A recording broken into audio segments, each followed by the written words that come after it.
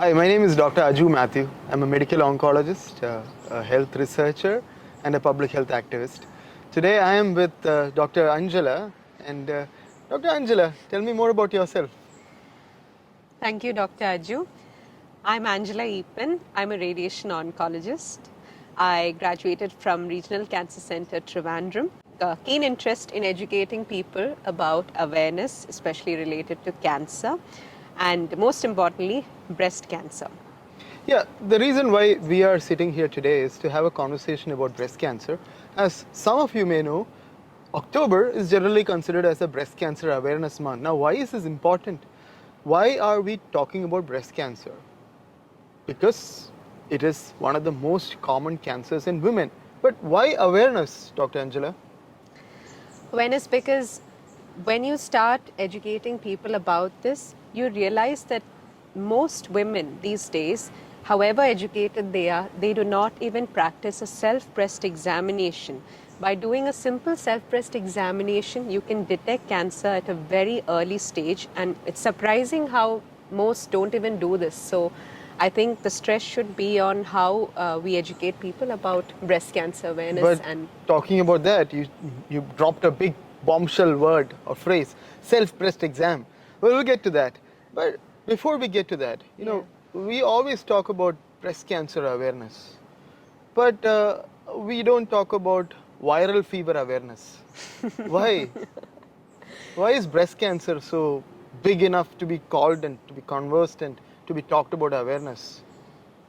well, what do you think Well, about that? unfortunately, when I practice as a cancer doctor, even now in this 21st century, in this era where media is widespread, people we know seem to be very informed, I still have patients come up with cancer in stage 3.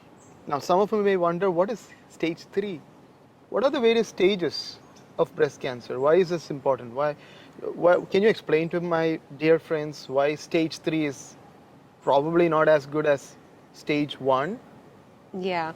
So, we have basically four stages in every cancer. So then, when you are in stage 1 and 2, the lump is usually localized in the breast, or it's only in the breast. And the moment it spreads out to the nearby area, which is the lymph node, it automatically upstages, and that lowers your chances of survival, increases the treatment costs, the types of treatment you need. So that's a whole lot of things Yeah. added on to the treatment bit and the affordability bit. Besides that, so Dr. Aju, what about, do you have any stories of people who have self-examined themselves and come to you in stages 1 or 2? Yes, in fact, one of the my favorite patients is a lady who comes from Kottayam. She may actually be listening to this. She's a very careful person, and she actually uh, personally examined herself. She checked out her body herself, and thought she felt a small pea-sized lump. She came to the doctor. The doctor actually said, "Oh, I can't feel anything." But the lady was confident, was assured. She knows her body herself, and that's why we always talk about self-breast exam. Because more than a doctor feeling a woman's breast for a lump, a woman can tell a doctor easily or much more confidently that, hey, this is something new in my body. And this lady actually told the doctor who she saw, hey, this is new. I have never felt this before. And then the doctor said, let's do an ultrasound. Yeah. And lo and behold, there was a small triple negative breast cancer. Now we'll get to what I mean by triple negative breast cancer. But before that, Dr. Angela, I just drop another word, ultrasound scan. What are the ways a woman can figure out if she has a breast cancer? Yeah. So there are multiple ways that we can detect, but the most common that we recommend, at least when patients come to us, are a mammogram or an ultrasound breast. So for younger women, we usually recommend an ultrasound breast, and for older women, a mammogram breast. Are there any age-specific criteria for this? No, in my mind, if there is a suspicious lump, I just do it. But So generally, you go directly for a yeah, mammogram? yeah. But it's challenging. Mammogram, just two-dimensional mammogram in a younger lady is very challenging for the radiologists. They sweat it out when they see the mammogram because they worry. Are they going to miss something? Are they not going to catch something? So always combine it with an ultrasound scan, especially if it's in a younger woman. Yeah. MRI breast is another tool, but I rarely use it. If there is a suspicious lump, mammogram and ultrasound does its job. And then what do? The doctor. Yeah, so usually after a mammogram, what we recommend is a mammogram with an ultrasound correlation. So after you do that, they usually categorize it into something known as the BIRADS or the BIRADS category. And based on that, if you have a suspicious lump or something that may be cancerous, the doctor would ideally tell you to undergo a biopsy known as, But yeah, we also hear about something called an FNAC, right? yes, an FNAC. Yeah, I don't like it, by the way. The FNAC is a smaller needle that the doctor can put into a breast. But for breast cancer, it's always better, as you were just about to say, Yes. and I interrupted you. Bad manners, my friends. Don't interrupt a lady as she speaks. So, sorry. Please go ahead. Yeah, so true cut biopsy is what is recommended because you need to know the type of breast cancer you have because the treatment varies accordingly. So, Dr. Arju, what are the treatments that are available for breast cancer? In a very simple way, can you tell Yeah. our audience? But before that, you just dropped another word, type of breast cancer. Yeah. So when patients come to me, I talk to them about two things. I need to know what stage you're in. I need to know what type of breast cancer you have. If I need to know what stage you are in, one, I check you out. Check your lump. Is it small? Is it large? Do you have lymph nodes, lumps in your underarm? It's called axilla. Now, if you have or do not have some of these, based on what I see, I decide to do further tests like a CT scan or an ultrasound scan of the abdomen or sometimes even a PET scan or a bone scan. Now, this is done so I understand what is the stage of breast cancer. That's very important to know. Now, the other part is to understand the type of breast cancer. The type of breast cancer, there are three ways to do it. One, you got to figure out what their estrogen receptor status is. Two, the progesterone receptor status, and the HER2 receptor status. Now, to do these tests, we do an immunohistochemistry study, which is we stain the specimen, the biopsy, and figure out whether the biopsy specimen actually showcases the estrogen receptor or do not showcase the estrogen receptor. So based on that, we categorize it as ER positive, PR positive, ER negative, PR negative, HER2 positive, HER2 negative, etc. Sometimes we may have to do a test called FISH test. But at the end of the day, we categorize a patient into a type of breast cancer based on the presence or absence of some of these receptors. So stage, the type. Now how does this matter? Stage helps me figure out if I can cure a patient. Types help me figure out the type of treatment I can give a patient. So broadly, she asked me about the type of treatments currently available: chemotherapy, surgery, radiation, some targeted hormonal therapy, and sometimes immunotherapy as well. So a lot of treatment options are available. Isn't it fascinating that the survival of breast cancer over the past 20 years has changed from a dismal 60% to around 90%? Yes. Now that's not enough. That is 60 out of 100 used to live past 5 years, maybe 20 years earlier. Now, out of every 100 women who are diagnosed with breast cancer, 90 are alive. Still not enough, right? Yeah, we Yeah. should make that 100. It should be 100%, I believe. But Yeah. that's a long goal, but we can meet it. But that jump from 60 to 90 has come up with a lot of sacrifices from patients, doctors, and scientists. So we must respect them. Now, Dr. Anjula, we just briefly talked about type of breast cancer. Yeah. For hormone-positive breast cancer, what are the treatment options available? So, for hormone positive breast cancer, again, depending on the stage, we usually go in for a surgery. Okay. A surgery, and then the surgery, we obviously counsel the patient about whether they need to just remove the lump or the entire breast, the risk factors of which are. Sorry, can I cut you? No, yeah. The indications of which are different. So it's usually a surgery, and based on the pathology report that comes in after the surgery, we go in for chemotherapy if needed, Yeah. and a radiation. And radiation is usually indicated, the most important indication is if you keep the breast and you only remove the lump, you definitely need to undergo radiation. There are several others which we can discuss in detail, but Yeah. let's talk about counseling regarding the surgery bit. Like, Yeah. who should undergo just a breast lump removal or who should take off the entire breast? Yeah, sometimes it becomes a patient's choice. But essentially, if the lump is small, we can do a breast conservation surgery. But if the lump is large, we just have to do a mastectomy.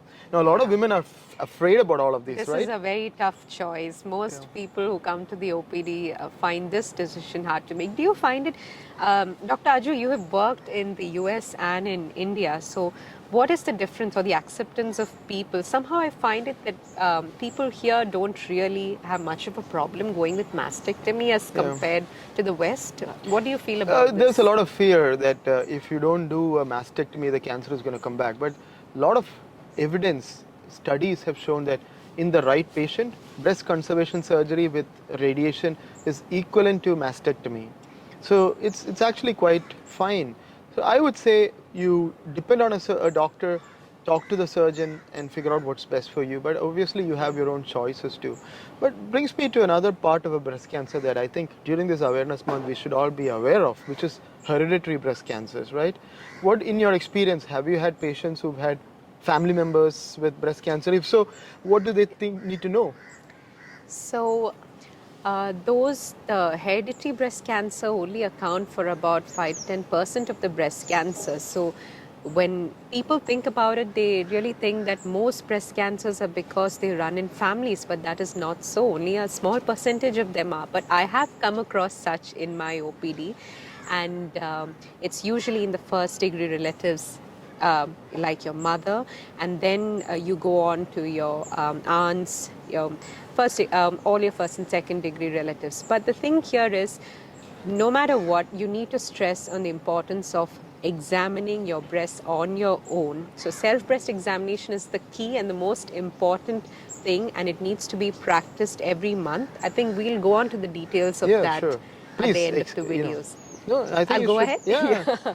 So the self-breast examination needs to be done every month by a woman, preferably once they've crossed the age of 20, and you should do it once every month. And in postmenopausal women, that is women who have completed their periods or their periods have stopped, they can do it at any time. But all other women who are still on their periods should do it ideally a week after it. That's what's recommended. So you do a self-breast examination once every month, and if you detect something different, you should go to your doctor. So what are these signs that women come up with other than a breast lump? Have you heard of anything else? Sure. I mean, some women actually come up with changes in the skin on top of the breast. It looks red, inflamed. Sometimes the nipple actually, the shape gets changed, is altered. Sometimes discharge. So it's not just breast lump that we're concerned about. Any change in the breast that is new and that doesn't get better in 2 weeks or so, I would say just go see a doctor. But we just talked about hereditary breast cancer. Now there are ways to figure out if a patient has hereditary breast cancer. That is, if the breast cancer for that person came because of a familial reason, that is, it got transferred past generations. It's a genetic test, it's a blood test. And if you do it and if you're positive for it, then your children can undergo testing. And if they are positive for it, we can avoid a future breast cancer for that person. You may have heard about the Hollywood actor Angelina Jolie, and she actually tested herself as having a gene which was at high risk for breast cancer, and she underwent bilateral, that's both sides, mastectomy and implant reconstruction. So an implant-based reconstruction, bilateral mastectomy. And these women also, it is safe for them to undergo oophorectomy or remove the ovaries. Now, coming back to the whole problem of breast cancer, it causes a lot of psychological distress, right? But you've noticed that when they finish their treatment, they suddenly become superwomen, right? Yeah. They develop a certain kind of confidence. What do you think? Yeah. So women who have breast cancer is one of those cancers which you can actually treat. They do undergo a lot of problems or side effects during the course of treatment. But after that, I think breast cancer is the one cancer we see a lot of breast cancer survivors or women who come up front to counsel others, to volunteer, who take up, activities for the community. I don't know, what do you think about how they tend to be super You know, women? so actually, some of my best friends now are breast cancer survivors. Over time, as I take care of patients with breast cancer, we develop such a great rapport. Yes. I've noticed that these women become superwomen because whenever a new patient comes up and they're all anxious and scared, they're Yes. ready to offer their support, their help to assist that woman handle their problem. And then suddenly it gets transferred. That particular woman becomes the next superwoman. So it's been a great experience taking care of breast cancer, patients with breast cancer. And as I always mention, one of my favorite cancers to treat, not that I want to treat patients with cancer very easily because it's challenging disease Yeah. to treat and I don't want to see anybody with cancer. But if someone has cancer, then my favorite cancer to treat is breast Breast cancer because we cancer. can cure them Cure them. completely. So thank you for listening to our conversation today. I hope you got some clarity on what to do, what not to do, and how to take care of your health as it kind of pertains to breast cancer. Any last words, Dr. Angela? So, yeah, one thing I'd like to ask Dr. Aju whether he knows where the pink ribbon concept came from. I have no idea. Well, I think did it come from Estee Lauder, Evil Lauder? Wow. Okay, Of tell course, us for more. someone who loves, you know, reading up and treating and being with breast cancer survivors, so you should know that the pink ribbon concept came from one of the most famous makeup companies called Estee Lauder, which is actually a dermatologically accepted company. And they brought up the concept as a campaign, a marketing campaign, but it has stuck on. What we need to realize is that we are so much more than just the concept of a pink ribbon. We need to practice our self-breast examination. We need to focus on those who are getting treatment for breast cancer. And most importantly, empower those who have completed their treatment for breast cancer, rehabilitate them and enable them to become super women in the community and educate everybody else. So that's all I have to say about breast cancer. Thank you. So be aware, be empowered, and act on your health for the betterment of yourself as well as your family. Take care. Best wishes.